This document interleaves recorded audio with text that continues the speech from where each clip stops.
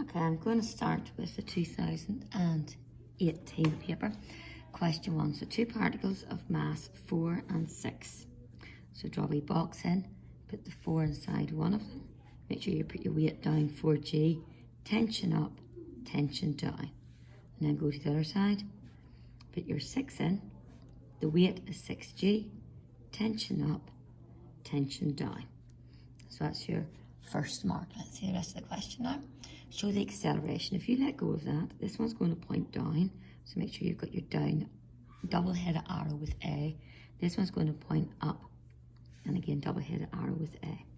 So for the 6 kilos, if you're resolving down and using F equals MA, 6G minus that tension equals MA.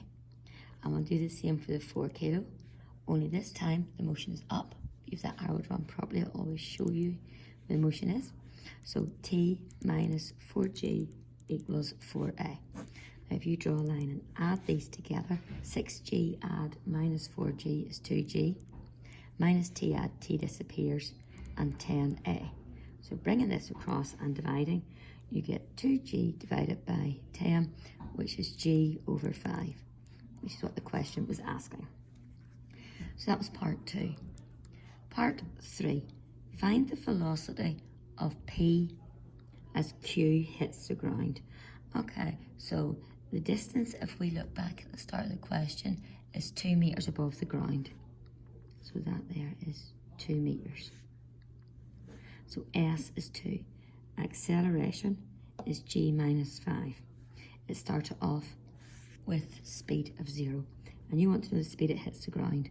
So V squared is U squared plus 2AS. So V squared is 0 plus 2AS. So, and if you put that, work that out, it's the square root of 4G over 5.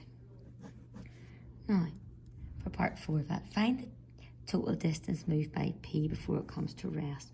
So, once Q hits the ground, P is in free fall. So its initial speed is what it hit the ground at, so 4G over 5. Its acceleration is against gravity, and its final speed is 0. So we want to find the distance. So V squared equals U squared. V squared equals U squared plus 2AS. So V squared, U squared, so square root, and then square, plus 2AS.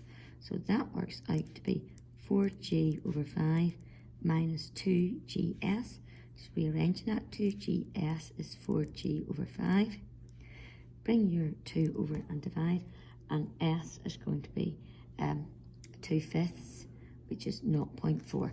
So the total distance is the 2 that fell initially plus 0.4, 2.4 meters.